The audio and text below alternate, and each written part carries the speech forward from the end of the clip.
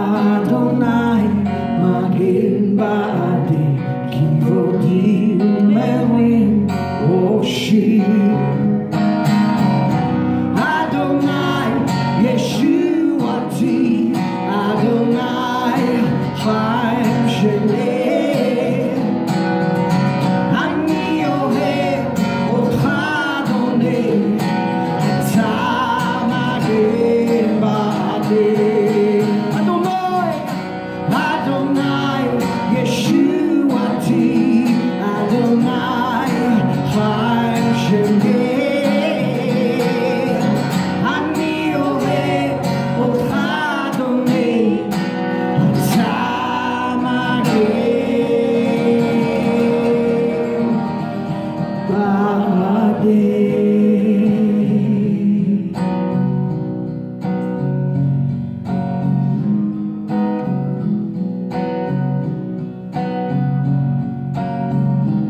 Yeshua HaMashiach Or HaOlam Adon HaAdonim Melekh HaMelechim Melekh HaMelechim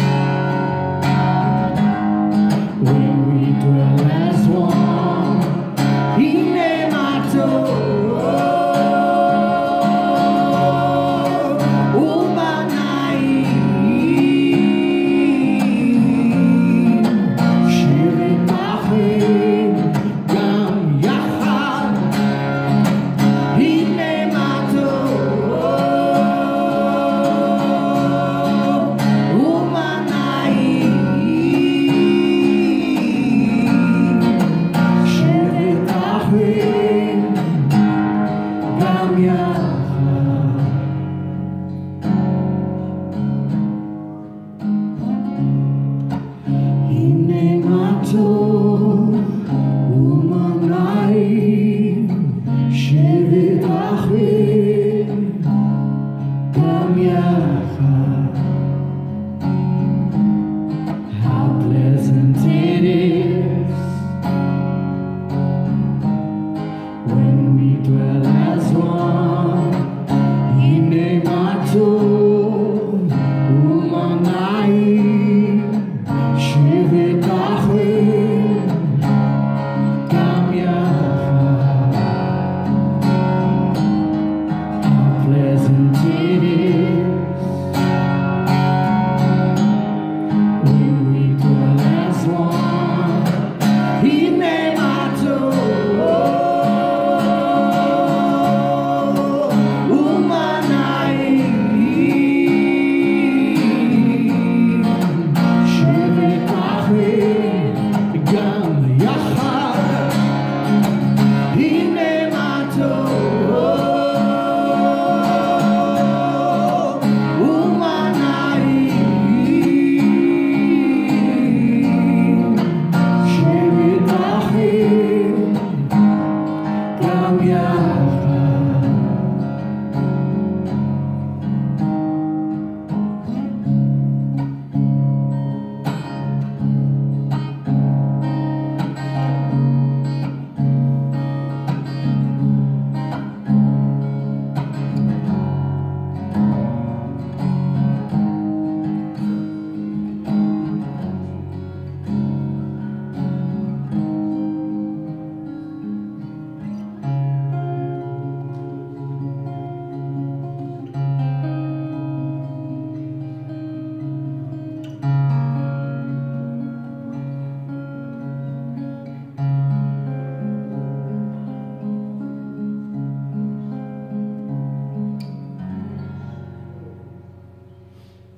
ברוך השם. ברוך השם. תודה רבה, Bethany. Thank you for your help. Okay, משפחה. We're going to get started, and as I said earlier, it's a great privilege to have our sister Shulamit with us, and Paul, my dear brother. We are fortunate to have, as I said, a sabah, what in English we call sabwa, an Israeli-born woman who is passionate for and a devout follower of our King Messiah Yeshua, and who has been for many years now, and who is married to a wonderful Lebanese man who is also a devout follower of Yeshua and a dear brother to myself. And if the world wants an example of what true peace looks like, I would point them to Shulamit and Paul, because as far as the world's concerned, the Lebanese and the Israelis are not friends, but we're more than friends here. And it's because of Yeshua, our King Messiah. So there's great hope. I've always thought the example of your marriage is a symbol of the hope of our Messiah. So let's give Shulamit a warm welcome.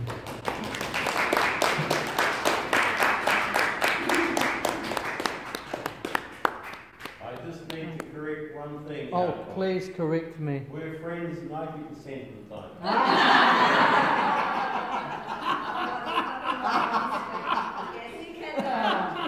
There has to be some allowance for Middle Eastern. Amen. Amen, brother. Kol hakavod.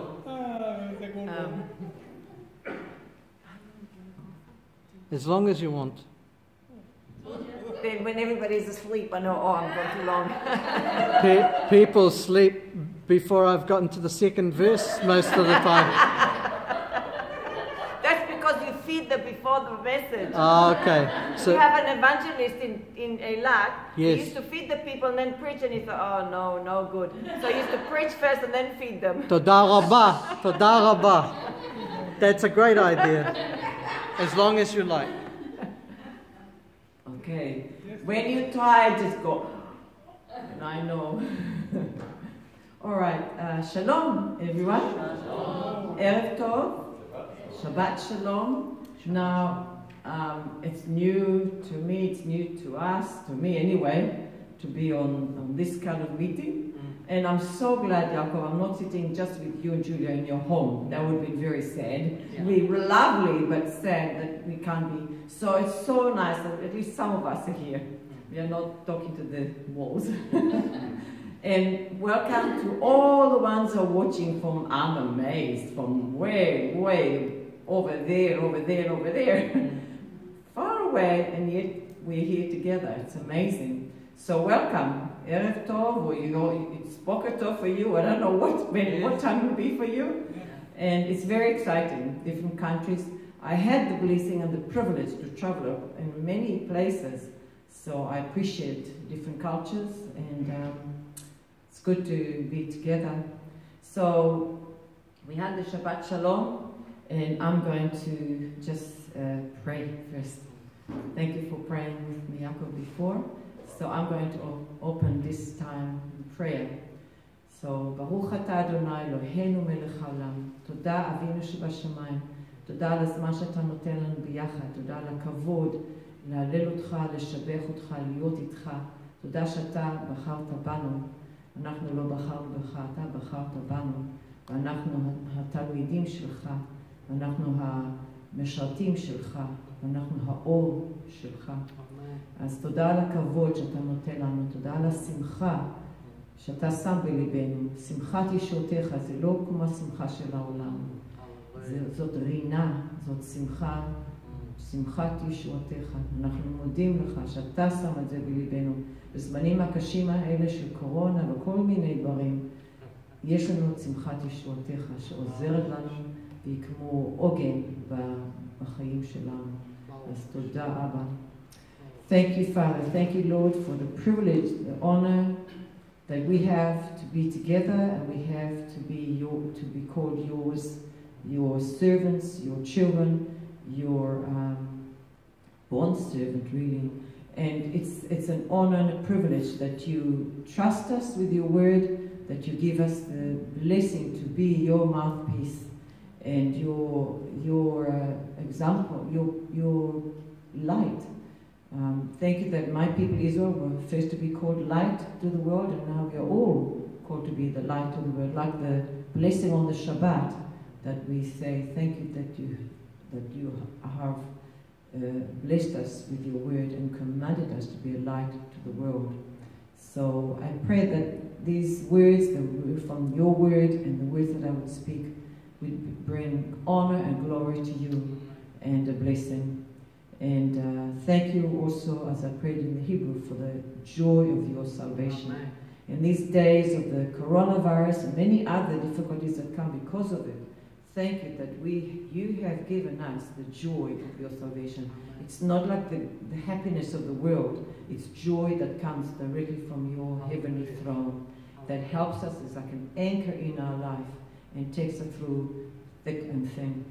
So thank you, Lord. Thank you in Yeshua's name. Amen. And I thank you for my husband, Paul, that he's so kind and so supportive. And I'm supposed to be your right hand, am I? But we help each other. Yes. Amen. And I want to acknowledge Nicholas with us, who is like a son to us. Yeah. And I'm very honored and blessed to be called Ima and Paul Abba. And it just warms my heart. Every time I hear that word, it just lightens my heart and gives me such comfort and blessing. I've got a children of my own, so we have a few now that I call us like that. Now, I'm going to, first I want to sing a song from Psalm 123. I thought I'll sing a Hebrew song from our body, from the body of Messiah when I was just newly walking with God and in the land. And it's put together by the early Messianic believers in our land in the 80s. When I was there, early 80s, and I love it, and it's a very worshipful one. And then I'll share with you what I'm going to do from then. So this is the song. It's from Psalm 123, and excuse me, the English is very small and the Hebrew is big. So I would like to read the Hebrew, but it doesn't help you. So the English is small, so I'll just I'll say it in the Hebrew and I'll translate. Hine kene avadim el yad Adonaihem, as the eyes of the servants towards their master, כעיני שפחה אל יד גבירתה, as the eyes of the servant servant girl to her mistress, כן עינינו אל אדוני אלוהינו, so is our eyes towards the Lord our God, עד שיחננו, until he shows us mercy. And this is the cry of our heart as believers in the land. He's shown us mercy, and we cry, Lord, show us, all of us, mercy in the land, that we can together serve you and give you honor as you desired so much. So it goes like this. Hine chene avadim el yad adonihem chene shivcha el yad virta ken enenu el Adonai Eloheinu Adonai Eloheinu ad sheyechanenu ken enenu el Adonai Eloheinu Adonai Eloheinu ad sheyechanenu ad sheyechanenu. Amen. Yeah. So this is a very, very loved song of mine that I sing many times as a prayer before God. And now I want to first answer your question. I think you said you don't know why we call sabra. Is that true? Yeah. Well, sabra is a cactus. Yes. It's got lots and lots of very big thorns and little ones as well. And it's like the leaves are very big, and the fruit has got lots of little. The leaves got big thorns on it, the fruit's got very, very small thorns on it on the outside. When you open it, it's got lots of pips, I don't know, seeds, and it's got flesh, beautiful orangey, pinky flesh. It's very, very nice. So the sabra is very prickly on the outside, but sweet on the inside. So the Israeli people could be very prickly. If you know us, we could be quite abrupt and rude and naughty. Rude, really. But when you get to know us, you see the sweetness on the inside. Amen. So this is the sabra for you. So, and funny, God puts me with Lebanese. Well, the Lebanon is not far I'm from the Galilee. Lebanon is not far. So, you could say he's got some prickles on him too. So we have to... Mine is spiked. Spikes, this is spikes. Of course, true. So we have to learn to maneuver so we don't prick each other. So it's a lifetime process. But because you are so sweet on the inside, it's not hard to forgive you. So, God has a sense of humor. I won't share, I will read from Isaiah 62, that was on my heart. The minute that Yaakov said, would you like to share, that's what came to my heart. So, and it's not a long chapter, it's 12 verses, I think. And I'll read my testimony, but it's a long, testimonies could be very long or short, however you want, but I don't want to skip the early days because they're so precious from the foundation of our country, because my testimony and the story of Israel and the Word of God is so woven together, really, because I'm part of the prophetic, really, that has come to pass. So I will share quite a bit of that, and I've got photos. And I'll leave the latter part, which is when just before coming to New Zealand and being here for another time, as we have already discussed. So I'll take it as far as I can, and then we will try and leave some time for questions. Is that good? Yes, yeah, absolutely. Okay, so we'll do that. So we'll go to Isaiah 62. I actually would like Paul, if he didn't mind, to come and read. It's 12 verses. Isaiah 62. For Zion's sake, I will not keep silent. For Jerusalem's sake, I will not remain quiet, till her righteousness shines out like the dawn, her salvation like a blazing torch. The nations will see your righteousness, and all kings your glory. You will be called by a new name that the mouth of the Lord will bestow. You will be a crown of splendor in the Lord's hand, a royal diadem in the hand of your God.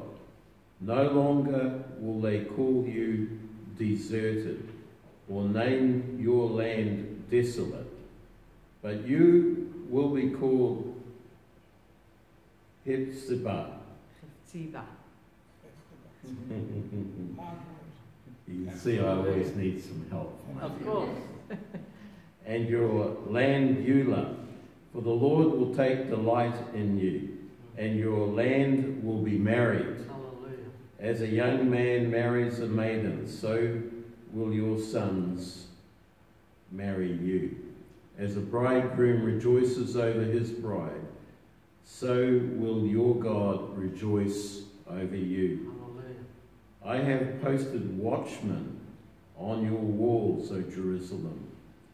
They will never be silent day or night. You who call on the Lord, give yourselves no rest, and give him no rest till he establishes Jerusalem and makes her the praise of the earth. The Lord has sworn by his right hand and by his mighty arm, never again will I give your grain as food for your enemies, and never again will foreigners drink the new wine for which you have toiled. But those who harvest it will eat it and praise the Lord, and those who gather the grapes will drink it in the courts of my sanctuary. Pass through the gates, prepare the way for the people, build up the highway, remove the stones, raise a banner for the nations. The Lord has made proclamation to the ends of the earth. Say to the daughter of Zion, see, your Saviour comes. See, his reward is with him, and his recompense accompanies him.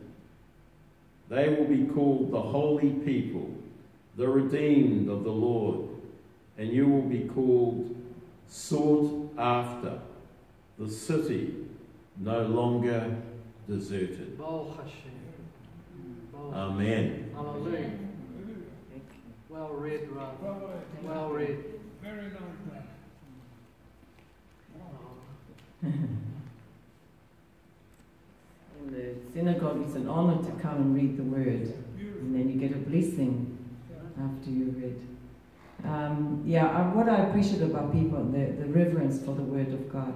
Yeah, it's very, very special. And as he was singing,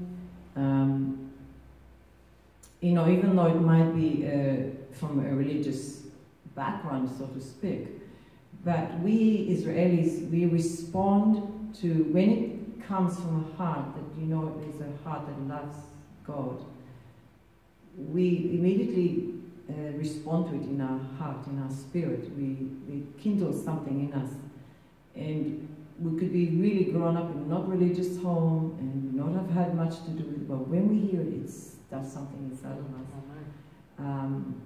It's because it's the word of God. It's because our people have carried it. And there's so many in our nation that have the reverence, even though they don't have the knowledge of Yeshua, but there's a great reverence for God.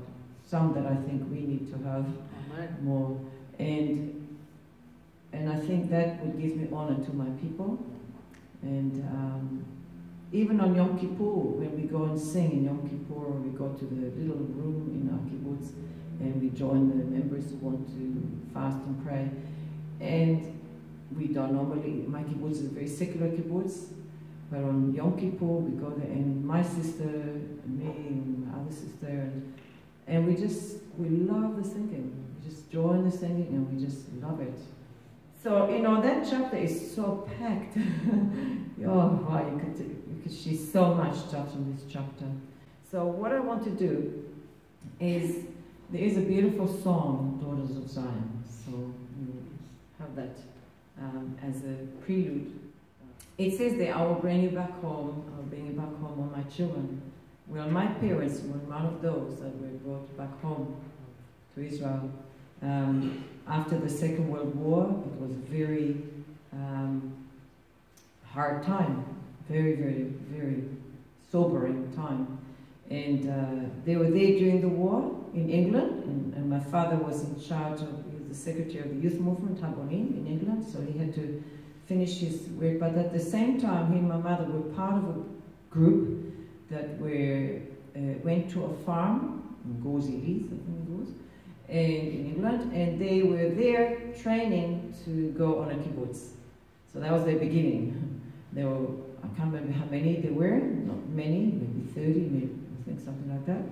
And the government wanted the men to be on the fields because somebody had to do the work, so they allowed the Jewish people to work the fields while others had to go to the army, to the war. My father also got a degree in agriculture. He became a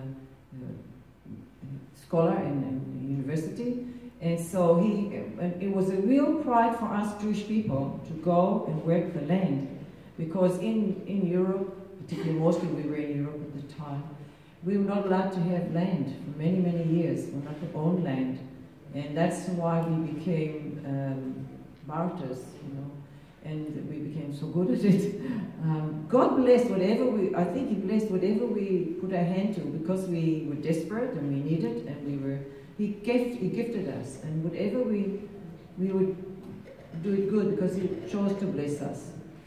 He said, I blessed you not because you were good, because you were special in a sense, but because of our forefathers, Abraham, Isaac, and Jacob, whom He loved.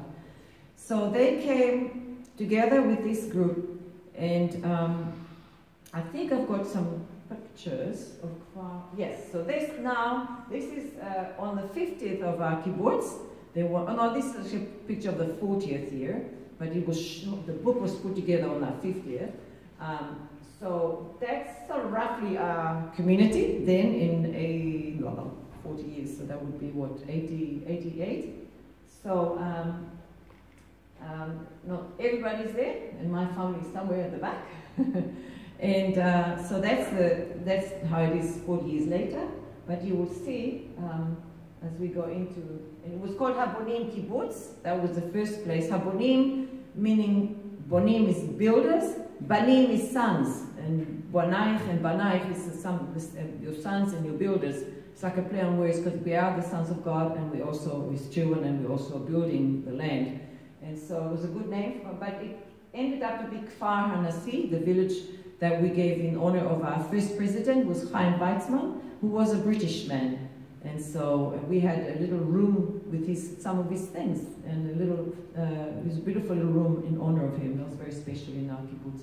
And so this is a black and white one. He's earlier than that.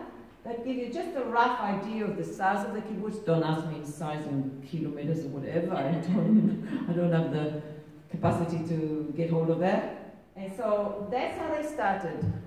Just a horse and a cart mainly. There might have been one tractor, maybe two. And the land was very, very just barren. There was no where. Members had a choice to go either to the desert or to the Galilee. Now the desert in those days was very, very unpopulated, very dry, but very beautiful. And I think I would have found it hard to choose, because I love the desert. When I go there to our Midbar Yehuda, Midbar further down the Arava, there's a presence of God. I can't explain it. It's like, to me, it's never changed. It's almost the same for years and years and years and years, apart from the lions and not then the tigers. There's one tiger in the desert there somewhere. But it's just it's an amazing sense of awesomeness, of the presence of God. But so in the Galilee, in those days, there were some great trees, but there were some areas where just nothing, just rocks, rocks, and rocks, which is everywhere. And when I was out of the land for a long time and then came home again, I was shocked. I thought, oh, I didn't remember how many rocks there are. There was just, the Galilee is covered in some areas, just that's all you see. And so there was rocks, there was no road, no sewage, no electricity. And so they chose the Galilee, but they were given a place which was right underneath the Syrian border, in the nose of the Syrians. In those days, the Golan Heights was right upon us. Now it's shifted back about 50 kilometers, I think.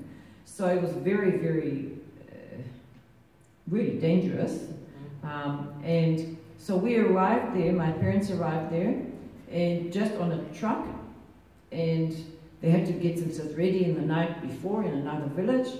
And just go to the next one just for a minute. This is just one of the, they had to have certificates how to, to come to Israel, and many of them came illegally. Many had to come illegally. And I think the next picture shows that, yeah. See how many on a boat that should have a tenth of that, not even a tenth of it. It's just, this is how, and that's when,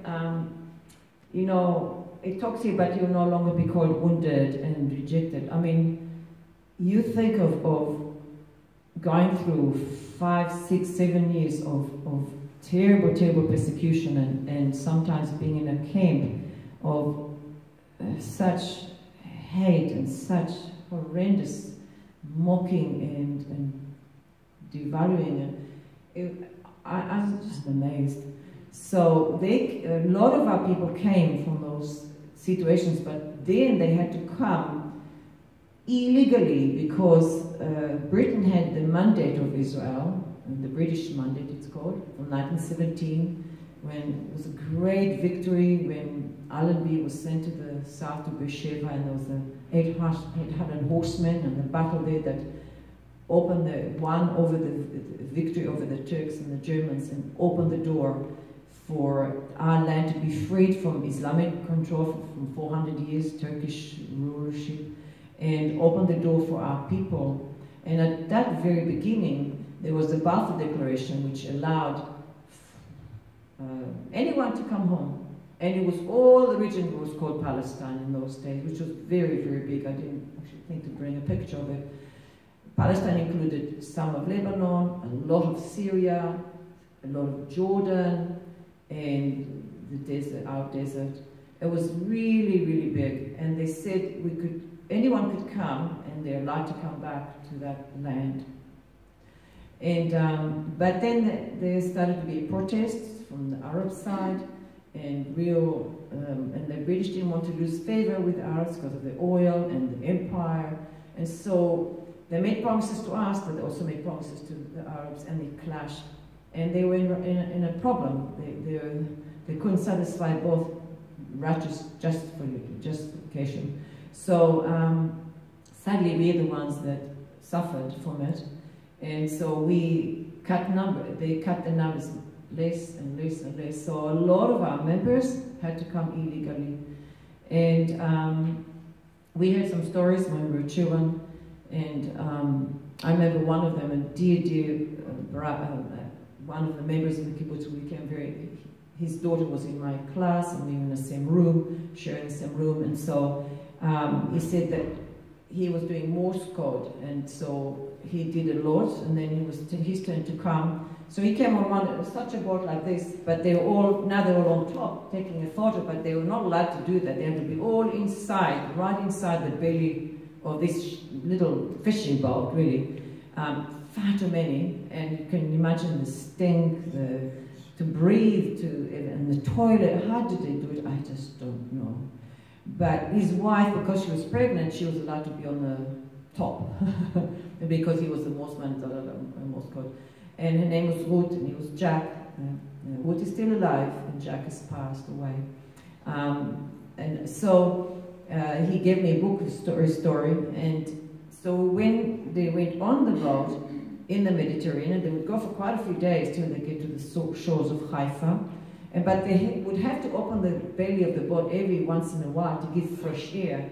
Well, the British airplanes were going overhead a lot, and the Navy, the ship. And so somehow they spotted this boat, and they suspected it. They actually kind of realized, oh, this is the immigration boat. So they call them and they say, hey, we know who you are, and our boat pretends that we don't know, that they don't know. But eventually, he said that 2 ships came and squashed our boat till the water started to gush from underneath. And so they had to go on the top of the boat, and they carried them like that to shore. And he said, we were not just going to give in just like that. No, we were not going to, we were going to fight wherever we can, but they didn't have anything on them. They allowed only 12 kg bags with what they needed to take, and that was it, and they owned whatever they wore. But he said they used their fist, whatever. But the British had gas bombs, Gautiers, and tear gas, and so on. And he said one bomb fell right beside his wife, and she was already, they had married not long before, not even a year before, and she was pregnant in the 8th month. And in his bag, he had the ketubah, the marriage certificate, and a few other things. While he was fighting with the soldier, his bag fell in the water, so he had nothing. And his wife, the bomb, it made her deaf and blind for a while because it was so big and so loud. Fortunately, thankfully, it returned to her, and her child was born safely and well, and he was named Ori, my light. But then they were sent to Cyprus, and it was another barbed wire place, and they were not allowed to, they were right by the sea, they were not allowed to go to the sea. They were told that the babies need some sunshine, and sometimes they would put the babies in the sun, and the babies would die of dehydration. They didn't know, they didn't understand, the Mediterranean conditions. And it was just in very, very, very poor conditions. It just horrifies me just to think about these things. And my parents were British, and I had a fight in my guts with Britain, and love and hate relationship. God took me from stage to stage to be able to forgive them and be free of that. By His grace, it allows us situations where we have to face it, because we know as believers we cannot carry that with us. And so that's just one story of many. But what he did, because our people are innovative, the tent was made of 2 layers. One is cloth and one is leather, or something or another. So he took the inside, which was, I think, a cloth, and made clothes for himself. And then he had to wait in turn to get out of there, and I remember Golda Meir going there and pleading with the people there to at least let the children go. But then the parents were in a battle. What, do we let our children go before us?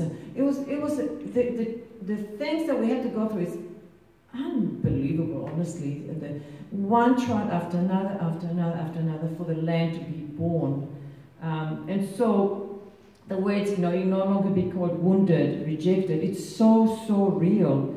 We don't understand it in New Zealand. We live in a land that is plenty. We don't. There are poor in the land, and I'm sorry for those who are suffering right now. And there is, homeless, sadly, there is some here and there, but generally speaking, this land actually has provision. You can go to the department of the government and ask for help. There are quite a lot of Christian outreaches, and the land is beautiful, and the land the ground can bear fruit. And you don't have enemies. But in Israel, the whole area, the north, the east, the further east, and the south, and the sea, even from the sea, you have to watch it very, very carefully. When I was in the army, I was on the sea coast, and not long after I finished, a tourist boat came. They attacked the girl that was on the beach. She was a photographer, an American immigrant, photographer. I think the other immigrant who came to travel for a while. They killed her, and then they hijacked a bus on the motorway between Haifa and Tel Aviv. And no matter what we tried, the army couldn't, we couldn't, eventually they shot just about everyone in the bus.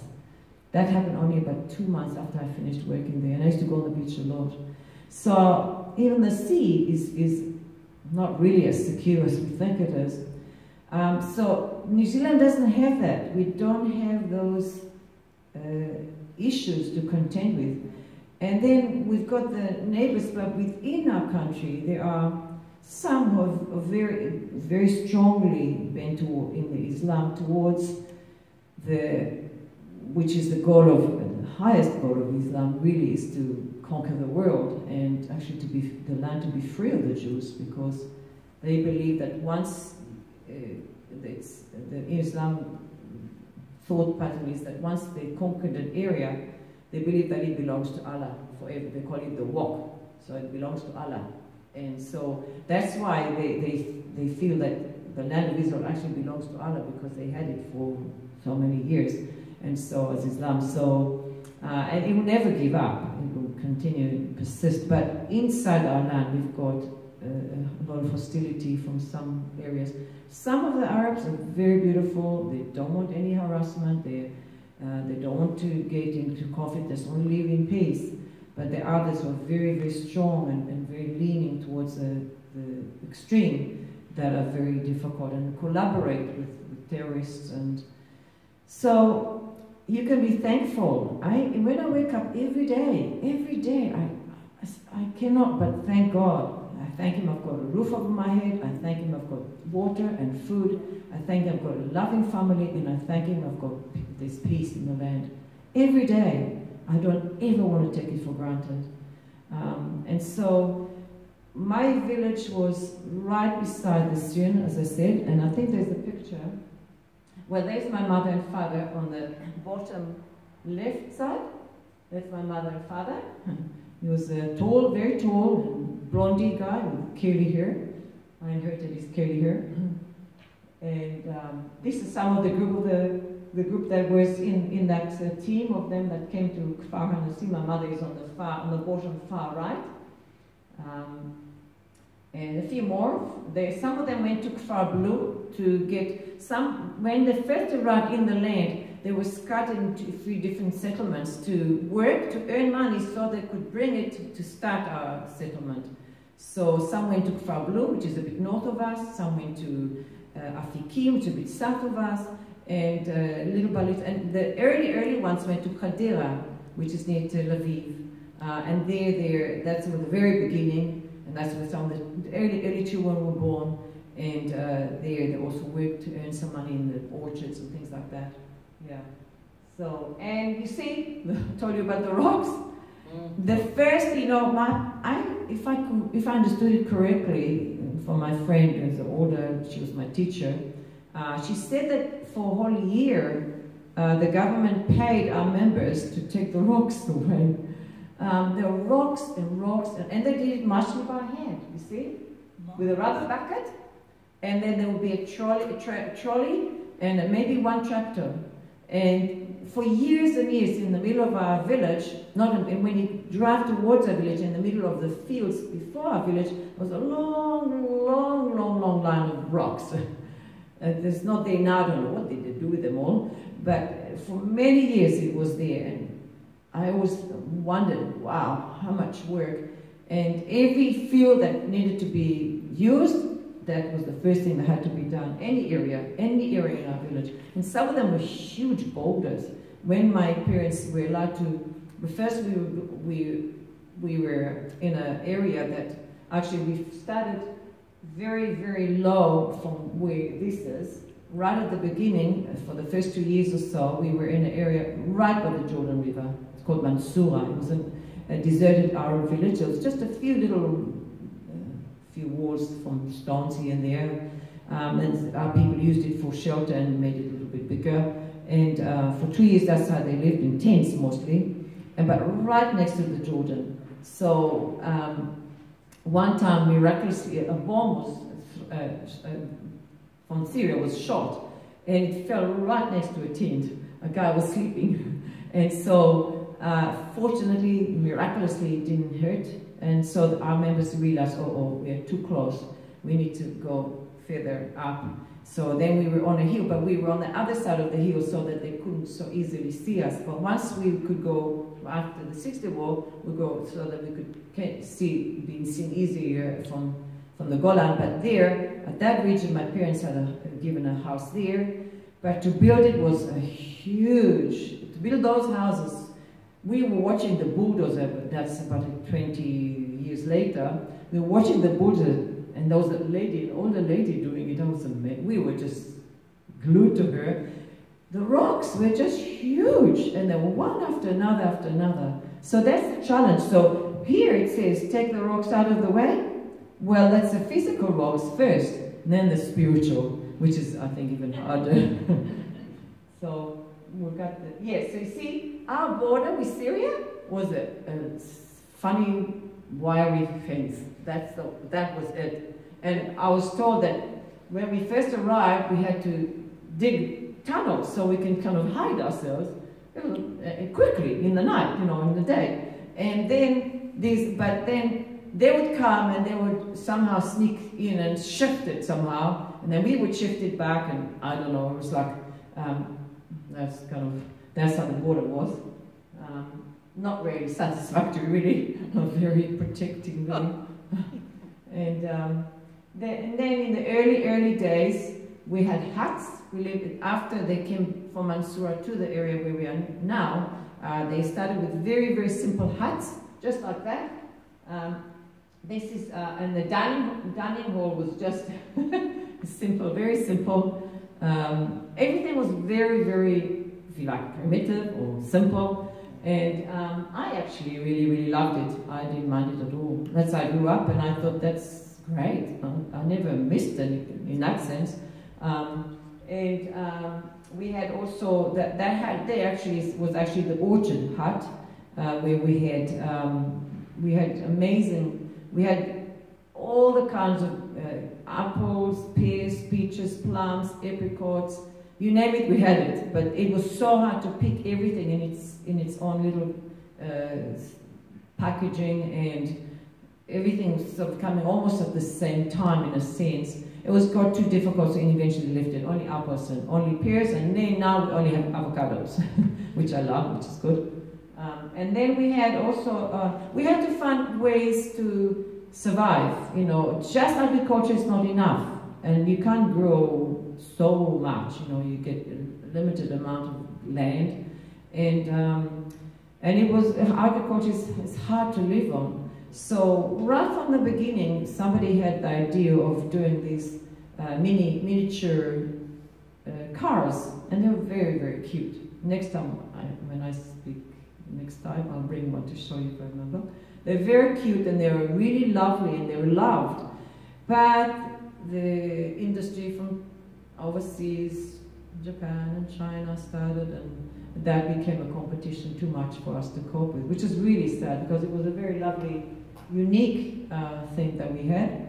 And we also had a foundry. I don't know if the picture, we'll come to it We had, say, vineyards, for example, but we wanted to also have honeybees. And so we had the honeybees not far from the grapevine, but we had big, big wasps, huge ones. Nothing like what you see here. They were giants. And they loved the grapes, and they loved the bees. And so our beekeeper in the end had to give up. She just couldn't get it going, which is really sad. So, and the vines, we couldn't keep them going. We had to stop that. I remember as a child, there was a little railway to pass the boxes when we pick them, and then they go like this all the way to the packing shed. It was fun. I loved agriculture, part of our life. I absolutely loved it. The orchard, you can imagine a huge orchard with blossoming, all the blossom.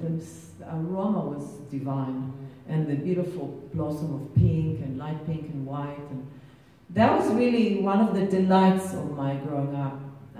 I'm so thankful I had that, because being next to a border was a very scary thing. In the night, we'd have to have always our clothes with us, ready in a little box, in a little cabinet next to our bed. We had to have ready stuff. Our shelters always had to be ready. We had bomb shelters, and they always had to be ready. They were just underground with rocks on top, and they had food supply, and they had toilet supply and stuff like that. And we were called in the night a few times, and in the daytime there will be a siren. You know, when you hear the fire siren here, I get goosebumps, because it's a similar sound to when we had called for war. If it's a war, or if it's terrorist attack, or if it's just an incident on the border.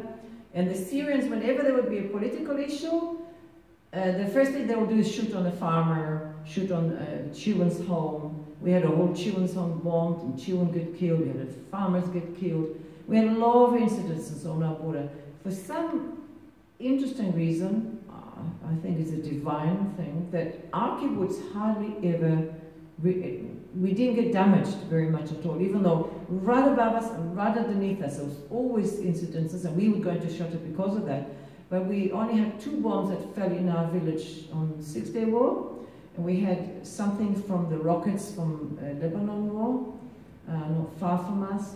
And we had one man that got killed going on a mine because we were told don't go on the fields, but he did go and he got killed. And we had one son that got killed in Lebanon in the war. His father died from a heart attack very soon after he heard the news. But we didn't suffer very, very much damage.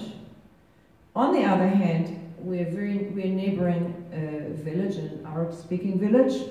And in the early days, there was no mosque there, but now there's a few, and they call out 5 times a day, and it's every time I hear it, it's Yeshua Wadon, Yeshua Wadon. I claim it, I proclaim it, but it's not very pleasant, really. But we have had very, very difficult days for many years. It's a little bit quieter now, maybe, I'm not sure.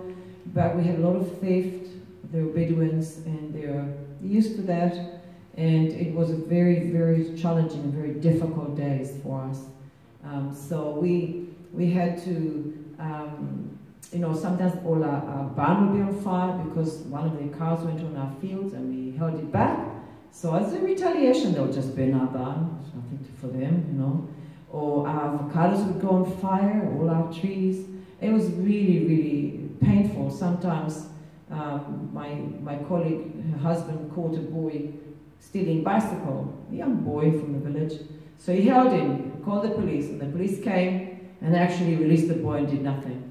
Because there is so much violence in the village, it became like that the police doesn't even want to get involved too much. There's gangs, there's terrorists, horrible gangs, there's shooting, sometimes we hear shooting. A lot of shooting because of simcha, but they're not allowed to shoot like that. Actually, it's not allowed. You don't hear it anywhere else, only from that place. They kind of do what they want, and it's very, very difficult. So I remember I used to complain about it for years, and then I met a believer who was from Iran, who was a preacher and an ex-Muslim, and he used to be in the Iranian army. And he said the highest goal, when he shared his testimony, he said the highest goal was to fight, to come to fight to Israel, to train to go to fight against Israel. That was the highest aim. And you saw pictures of him in the army, and his wife as well. And then as he came to the Lord, of course, things changed, and now he has a love for Israel and for Jewish people. When I spoke with him, I wept because I hadn't shook hands with somebody like that before. And then I confessed to him, I said, you know, we live next to a village, and I get so upset with it. He said, have you prayed for the village? And I actually had to say, well, not really. So he said, would you like to? I said, yes. And I just wept and wept, asked God to forgive me. And Paul would be my witness. I pray for our village, Tuba, next door, every day. Every day I pray for Tuba. I've met a few people there, and I bless them, and I pray for them. And I pray for my village and for koinonia, peace, and actually that there will be fellowship together. Believers from there, believers from there coming together. So that's my prayer. So you don't have that in New Zealand. We have the gangs, we have problems, But really, comparatively, I don't think it's nearly as severe in a sense, really. Yeah, so we'll go to, and so we, in the early days, we had to find what would work for us. So we found vineyard didn't work, orchards was good, vegetables you can only grow to some degree, and then we tried cows. We stopped having cows, and then we had sheep. So, and Scotty, he's Scotty. We loved him as children. We loved Scotty. He was just an adorable dog, and we have a border collie ourselves, so we appreciate this one, ours. And so the sheep, we went for 50 years like that, but then near the kibbutz, it was not far from the people where they were living, and they got so fed up with the smell of the coming through. But also people didn't want to work there anymore. It's hard work and it's not stinking work.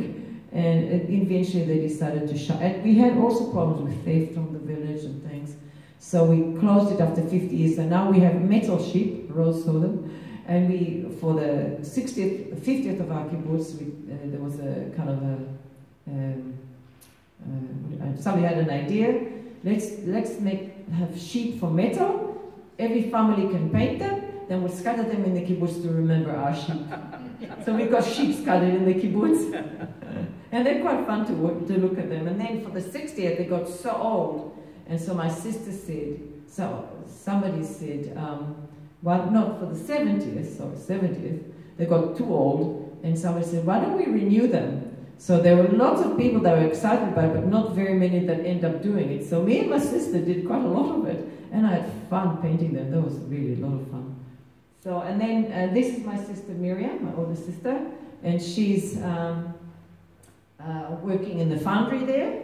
And she's, so that was, the cars didn't work, but we had a foundry, which eventually we had to sell it because we were in huge debt, and the kibbutzim system were going to, changing over, whereas everything was communal before, but now they wanted to change to privatization, so families own their house and their car, and they have a job, they're responsible, and so they only pay dividends to the community and for the roads and the whatever services, but they are kind of now independent in a sense. So we had to sell the foundry so that we are not, the bank doesn't own us, so we can own our own houses and we can pass them on as an inheritance to our families. I think it's a godly thing to have an inheritance. And I remember when I went out of the kibbutz, I didn't want to leave, but I went out thinking I'll be back in 5 years, but it didn't work. That would be another story. But when I went, my father said to me, I cannot help you with anything. I'm sorry. I can give you nothing. So in a way, I went out with nothing. And I didn't ever think that I'd ever get something from the kibbutz. Surprisingly, 70 years later, we are told that we have an inheritance. The members didn't want, the kibbutz people wanted a community where nobody owns anything. It started from the Russian kolkhoz, from the Russian Jewish people that came in the late 1800 and early 1900. That's where the idea came from. No hierarchy, no higher, or we didn't call sir, Mrs. or doctor, boss or whatever. Everybody was, they didn't call me auntie. They just called me my name when I started having nieces and nephews. And it was kind of everybody was getting a sort of a coupons from the village to buy a few things that you wanted in the little supply room. It wasn't called a shop, it was called a supply room. It was a it was a good idea that everybody's equal, no higher, no lower, but it also stifled any creativity that you had, any giftings that you had. You may not have been able to express it because there was no funds for it, and there was no time and no place for it. And you might have been put to be a child carer where you don't really want that, but that's the desperate need, and that's where you are. And you might have done the job, and you may not have done it good for the children, but you've got to be there. Unfortunately, I had a caretaker like that. She didn't like her job, and she was very harsh sometimes and beat the children a little bit, and that was sad. So we had some different departments. And so the foundry was good, but then it got sold, so members could own their houses. So, but the foundry now is still on the same place, but now it's booming, but we don't have the benefit of it. Now, this is the early days how we used to harvest the fields with a sickle. Very, very early days. And also in celebration times, we used to do it for celebration for Shavuot. And then this is my father playing Purim, being I don't know, a pharaoh, I don't know what he is. That's my father. And I never knew my father. Now I would go back to how my birth and so on. So I didn't know my parents because we did not live with our parents.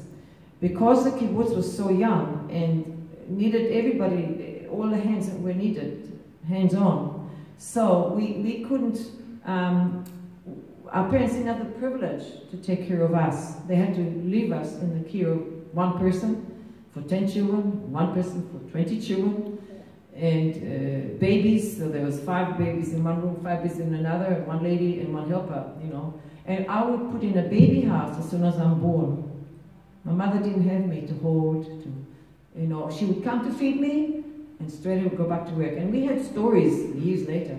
And some mothers, if maybe her child, her baby was a bit struggling, you know, and she would get rebuked because she's taking too long and maybe she's trying to get out of work. Things like that, you know, I mean, it was very, very difficult. Community life is very hard. You've got to be really, really wanting to be there and committed.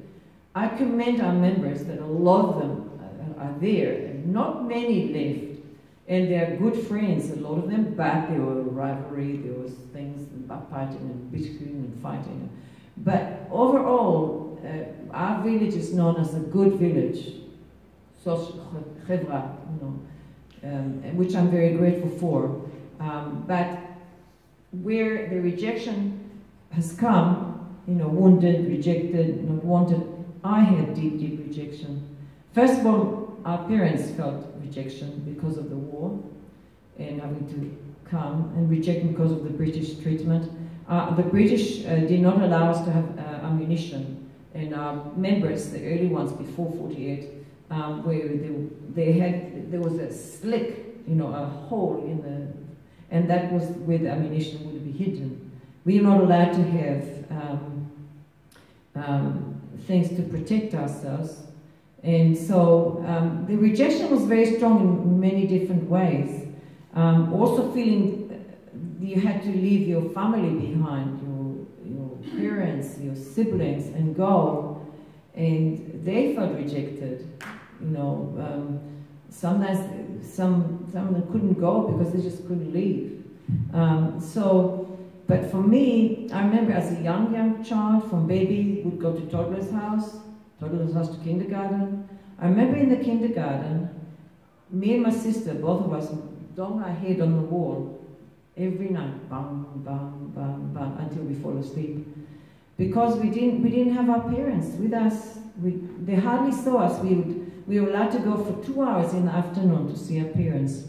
If we were too young, they would come and pick us up and take us back to the dormitory, to the baby's house, or toddler, whatever, kindergarten, and then we were in the dormitory for 7 years, and then we moved, when we were 13, we moved, or 14, 15, we moved into a house that had, we were 2 to a room, the last 2-3 years of our growing up. But for up to about 13, we were basically 12, we had a caretaker to look after us until we were about 10 years of age. Every dorm, every place, there were children, there were a caretaker in the night. One of the parents had to turn to sleep all night through. But when from 12 onwards, we were on our own, in dormitory, just boys and girls. And it's you feel very, very, very vulnerable. When I came to kindergarten age, me and my sister were 1.5 years between us. So I was in the kindergarten with my sister, and then we're too close in age, so they're going to up me and leave my sister. So I went up from kindergarten to, I almost skipped all of the first year of school, because we had only, every 2 years they could do do a building for us. So there will be 2 years in one building, this year gap. And so I went from kindergarten straight to Kita Aleph with only the last few weeks, just the last few weeks. I missed the whole year, but they thought because I was big and I was older in the kindergarten that it's okay. But I didn't know anything. I couldn't read. And they were already doing some music notes. They were reading. I couldn't read properly. I didn't know what to do. And I struggled for the next 7 years in studying. I was just behind all the time. My father was working very hard in the fields, and he had no time for us really. He'd come home very tired, have to have a cup of tea, read the paper, fall asleep, go and eat dinner, make arrangements for the next day, in what we used to call Sidur Avodah, and go back to and go to sleep in his own dome, living place. There were a house divided in 4, and every quarter was for a couple, and then another house divided in 4, like that. They were very small living places, and basically my mother was in charge of the cooking for many years, and they were in charge of the clothes of the members, so she would sew the numbers of the members by hand on every garment, and I would go to see her there, and that's how I learned how to sew. But she didn't have much time for us, very, very little time for us, and my father. So I would go home to an empty house and just feel really void inside. Then we'd go on the lawn and play with our children from our neighborhood, and then go back to our dormitory day after day like that. And I didn't know how much I missed that comforting arms. And it's like the Lord says, you were rejected like a young, a wife. I didn't know the arms of maybe they did hold me and embrace me, but it wasn't a regular thing. And I didn't know that they loved me. I didn't know that I was cherished and I was special and all this. There's no input. So rejection was very, very deep in my life, and from a very, very, very young age. And it was a stumbling block to me for many, many, many years. And it caused me a lot of trouble, a lot of heartache. So that's how I see Israeli rejection and as we grew up. We suffered with the raising of our nation. We suffered the cost. Our parents paid the cost, and we were part of it. And my mother ached to hold her child. She longed to have a pram so she could move us around. She longed to spend more time. She had no say when they put me up, she couldn't say anything. But she learned how much I suffered, and she just was so sorry and kept apologizing. When I came to the Lord, I said, Ima, it's okay. I understand. I don't hold it against you. And I didn't really hold it against the kibbutz, but I saw how damaging it was. And also, there was a lot of immorality in our village, sadly, and we didn't grow with a fear of God. When we learned the Bible, we learned it as a history book, not as a faith book. And when I was born, in the Galilee, there was not enough hospitals at the time. There was no Hebrew hospitals, actually. There was one in, my sister was born in a Hebrew hospital in Hadera, but I was born 3 years later, and the only place my mother could give birth, because she was already in the Galilee, was in a Scottish hospice, which was an outreach, a missionary place in Israel, by the Jewish ministry amongst the Jews, Christian ministry amongst the Jews, Christian outreach to the Jews. It was there for quite a few years, and I was born in that place. Only one. My sister and my brother were born in Tzfat when the hospital was already ready.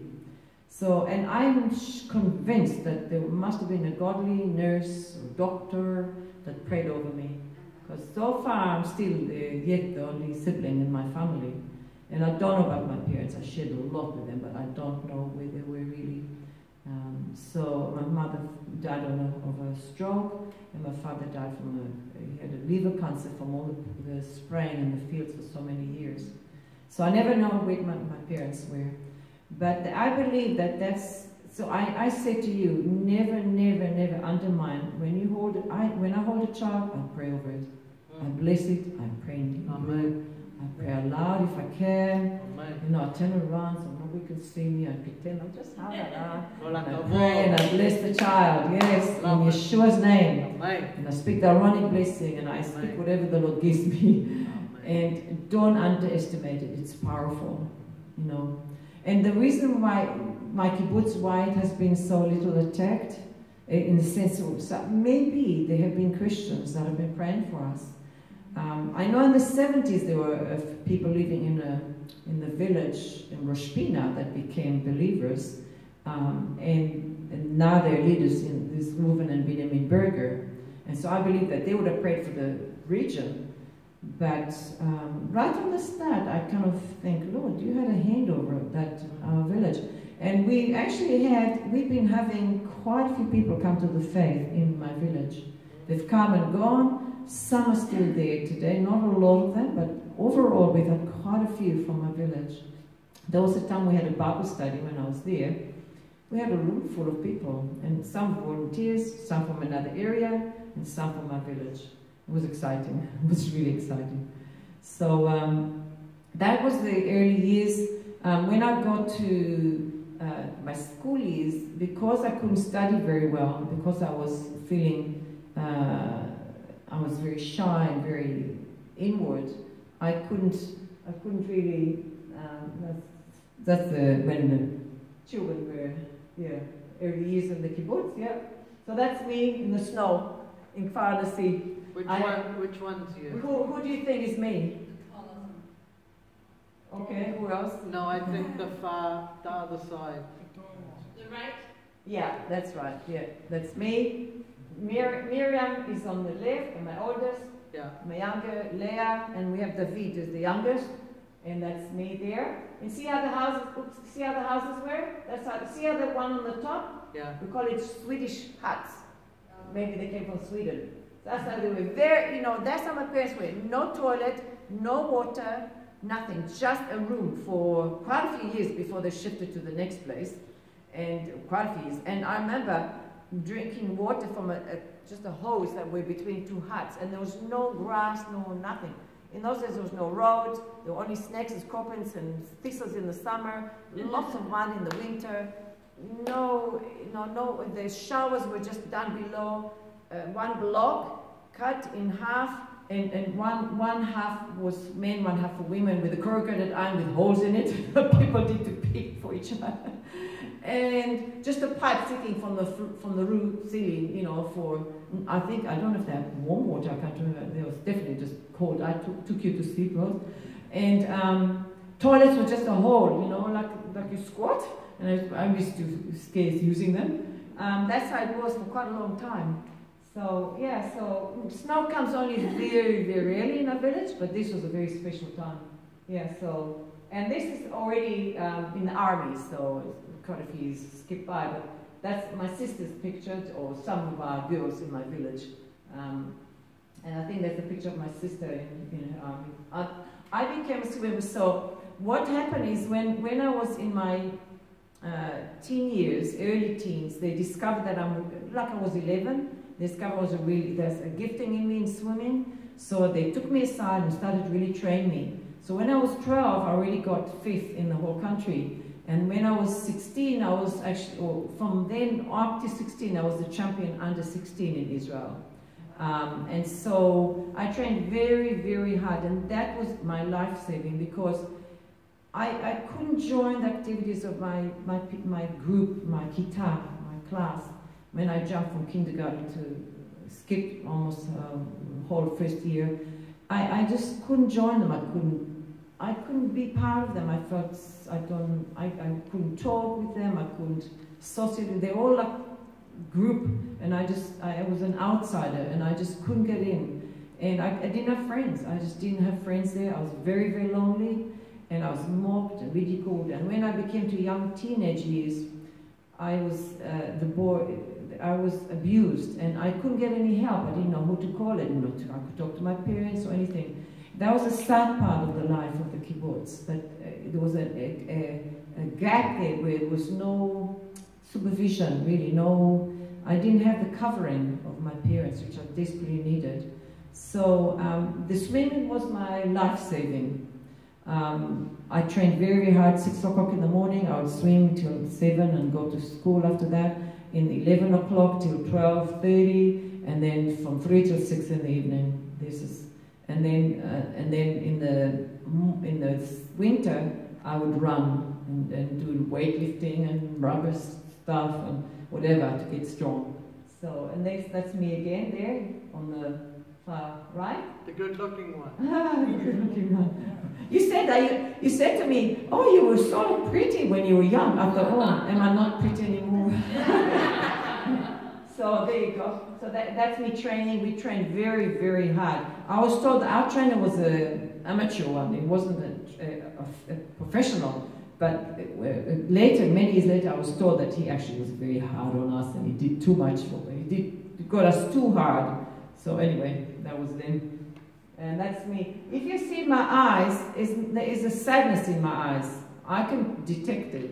That's when I was about 14 in high school, and we had learned to sew. So I sewn that shirt and embroidered it. So that's what the picture. And then this is on Shavuot. So in the different feast of our kibbutz, different classes we do different things according to the age. So we were old enough, so we did some dancing for the whole village. So there would be an amphitheater. So it's from a lawn, not the steps, just a lawn going down, and there would be a stage. That's where it was opposite, facing the Golan, the Hermon mountain. It was very beautiful. So that's me, I think about 14 there maybe. And that's my sister Miriam in the army. I didn't have one of my army, so there's one of my sister. And that's my family. So when I was 16 and a half, my sister Miriam got married. And that's my brother, younger one there. So, yeah, that's the family, my mother. Yeah, and this is a picture of Independence Day. We always had something from Hessian and kerosene, and so this one, each time is something different. Sometimes Chag Sameach, sometimes this one is a menorah, and I really liked it. I saw it in my album. So I will bring it to a close for now, and you can ask questions, but I'll bring it to the. In my teens, I was very, very lonely, as I said, and when I was running, there was a volunteer from Australia that was, he came after the 6-day war to volunteer, and he was on our kibbutz, and he saw that I was suffering. He wanted to kind of protect me from the age group, and sort of, I don't know if he fell in love with me or not, but we became a couple, but I didn't really want that. All I wanted is just a friend. I didn't want any, but he kind of wanted more, and I couldn't. I was so weak in that way, and so it was again another situation which I didn't like, I didn't want, and I was actually he was quite possessive of me, but I didn't realize. I knew it, but I couldn't fight against it. And on the outside, he looked really lovely man, and everybody was honoring him because he was a hard worker and kindly person. But that relationship actually got me more spiraling down, but I couldn't speak up, I couldn't talk, I couldn't. And then eventually he wanted me to go everything to Australia, but I said, no, I'm too young. So I went to the army. I said, I want to do my army time. Before that, I cried. The first time I went to my father crying because I said, I don't know what to do. And he said, well, I won't push you. I want to, because he was so kind and so gentle with me, I said, okay. He said, I think you're too young, and I agreed with him. So I said, okay. And I was scared to tell this guy, but eventually I wrote to him and I said, I'm going to stay longer, and not just a year, but longer than that. And he was really angry. So I stopped writing to him, and first I did a year of sewing fashion designing. I loved it, really loved it. And then because I was afraid of schoolwork and I didn't do my last exams and things I didn't do at school. And so I did that and loved it. I did fashion designing was something that my teacher really wanted me to continue. I didn't know I had artistic flair in me, but she saw it and she really wanted me to continue. But it was army time and I wanted to go to the army. And in my army, I was really, really scared to go to army. You know, I didn't want boys and stuff. And sometimes you're in the same camp for a while, and then you go to another place and meet boys and girls, whatever.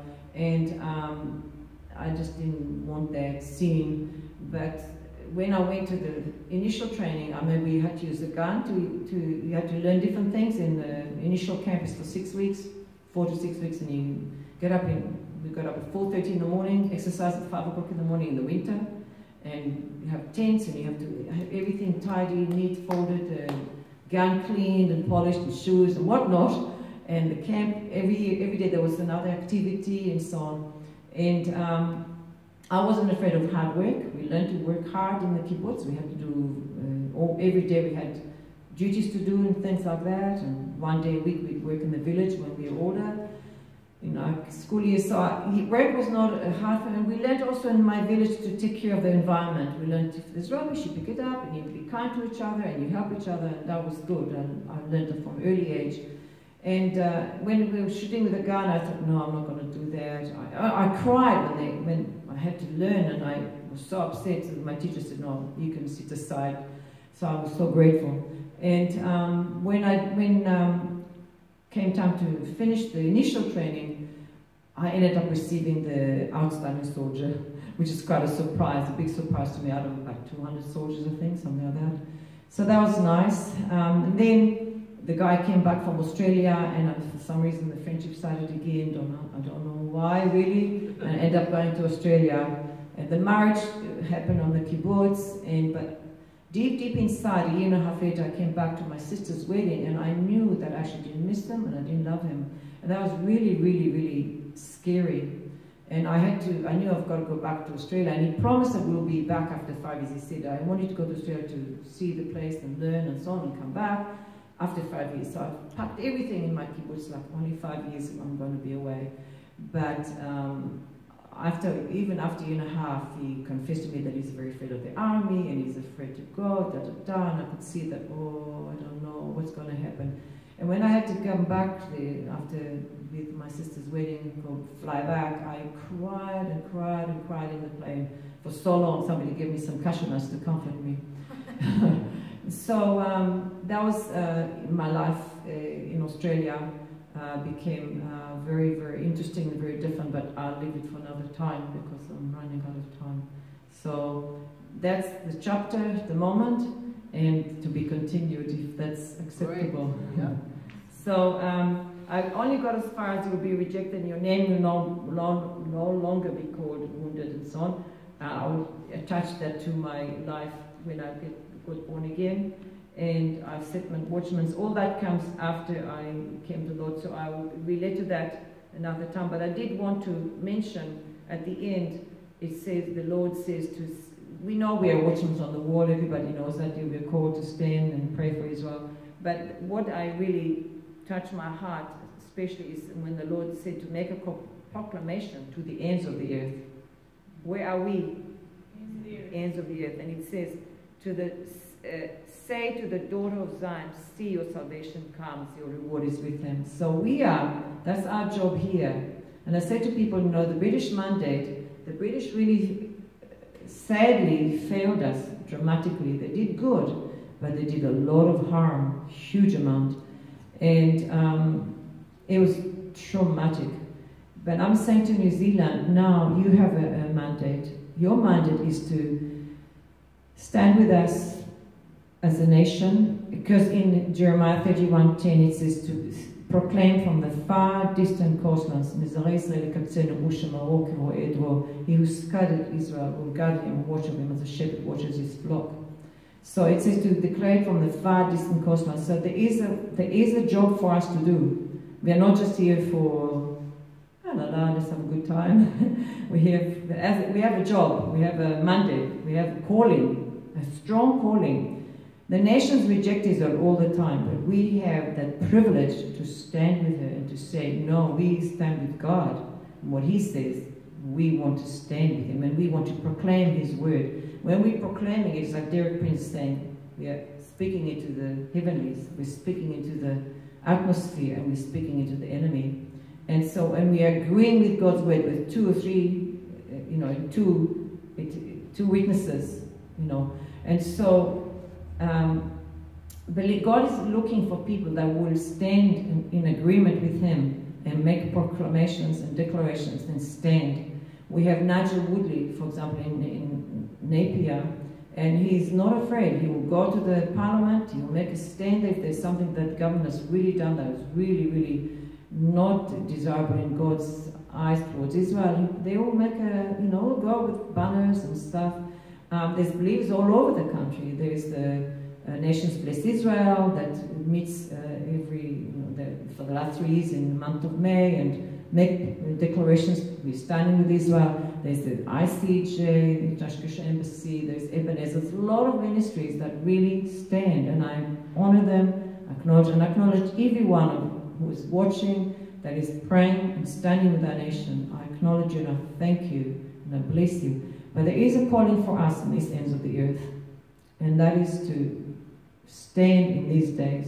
It says in Ezekiel, in Zechariah, all the nations will come against Jerusalem to fight against her. The day is coming, it says, all nations will come.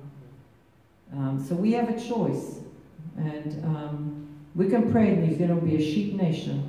We don't have to, we can pray and plead with God, and we can stand when there's anti-Semitic slogans and things, when there's things that are in the news that are grieving, I believe, to God's heart. And we can stand, we can make a voice. I think it's important. And if you don't know what to do, just take the word and proclaim it and declare it. We praise with Bishop every day.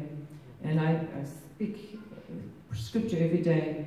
So I think it's very powerful, and I want to leave it with us because this is an opportunity. While the light is, it says, God says, well, as long as the moon in Jeremiah 31, after the new covenant, as long as the moon is going and the stars, as long as the seasons are on, he said he will not reject Israel. So if he has decreed it, who are we to not stand with them? And so I really want to encourage us to pray. And I want to thank those who are, and those, when I come to my next time to share my testimony, how I came to the Lord, I'm so thankful to the nations, the Gentile believers that saw me in my woundedness and clothed me and loved me and nurtured me. And like I said here, mothers and fathers will bring you home from the nations. They'll be like mothers and fathers do, and that's what happened to me. So we want to bless you and thank you, and we had the already blessing already. So if there's any questions, I'm open to a few questions. Yep, go ahead guys if you want to ask a question. I had a question about when you had the rocks. I'm very into archaeological digs, and I noticed, did you guys find any of that kind Yeah, thank you, Julia. In my village, there was a guy that was very passionate for archaeology, for digging, and he got permission from the government. He maybe did a course, I can't remember, and he rallied a few others that were very excited, and we found artifacts from a place not far from us, from an old synagogue from the 4th century. Wow. And we have the actual real one is not with us because it could be stolen, but we have the replica of it, and we have a few of them. One of them is the head of a pillar from a synagogue with a menorah on it. Very, very beautiful. So, and we have a few other things, and it's in the village, in the middle of the village, so you can see it. And such a proof. We are a proof. Israel is a proof that God is real, God is true. His mercy, it says he will show mercy to Zion. He showed mercy to us by bringing us back. And we are living proof that God is real. Somebody said, how do I know that God is real? And the answer was the Jews. Oh, for sure. So, yeah. Whereabouts was your kibbutz situated? You've got, if you have the Canary. Okay, next time I'll bring a map. Yeah. If I say, so we have friends in Kibbutznik up on the east side of the Canary. Yeah. Whereabouts were you? We are, if you go directly north of the Kinneret, Yes. you know there's the road that goes from Tiberia to Kiryat Shmona. Yes. It goes via Rosh Pina. Yes. We are 5 kilometers inland towards the east, towards the Golan Heights, Wow. from Rosh Pina. Wow. So we are about 20 minutes above Tiberia. From my village, from the highest point, you could almost see the Sea of Galilee. Just almost, not quite. And how far from your village to Hula? The Hula, it will be about 20 minutes. Oh, wow. Yes, we're very close. And the Hula is incredible Yeah, place. Julia's Wow. got some great photos. You know, when we saw the picture, I will bring you back home, and there was the birds flying. Yeah. These are, I didn't quite look close, but they could have been the cranes. We have what we call agurim, and they are amazing birds. They come every year. They land for refreshment, but they actually go way back, way down south to Africa. But some of them, there's so much food in our area that they'll stay for a long time during that season of they leave Europe because it's snow there, they find a place to have food, and then they go back to Europe for nesting. Sometimes all of that season they'll stay in our area, in the Hula Valley. We will finish with a song on a positive note. God is good, whether we feel it or not. Amen. So, Hodu le'Adonai ki tov, ki le'olam chasdo. Hodu le'Adonai ki tov, ki le'olam chasdo. Hodu, hodu, hodu, hodu, hodu le'Adonai ki tov. Hodu, hodu, hodu, hodu le'Adonai ki tov, ki tov, ki tov. Beautiful. I want to blow the shofar. Okay, I'm going to seal what we have shared and to declare God is the King, and we are longing for Him to return. Melekh Hamlachim, Adon Adonim, Yeshua.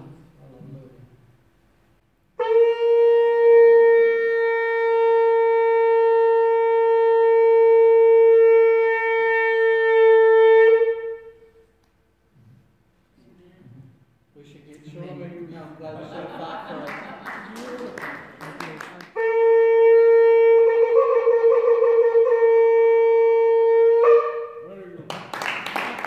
I need to practice that one. It's not my usual one. Great, wonderful. Thank you very, very much, everybody. Thank you. So, Did you stay awake? I think you did. we are going to do Shulamit Part 2, where she shares her coming to faith and her, because at a future point I'd like you to hear about her journey as far as making the sacrifice to be in Aotearoa and to be a minister to this country on behalf of Israel. The prophets say that the word of the Lord will go out from Jerusalem, not to, but from, and so it'd be great to hear that as well. So we are inviting you back, probably after the High Holy Days, and that'll be part 2. Thank you.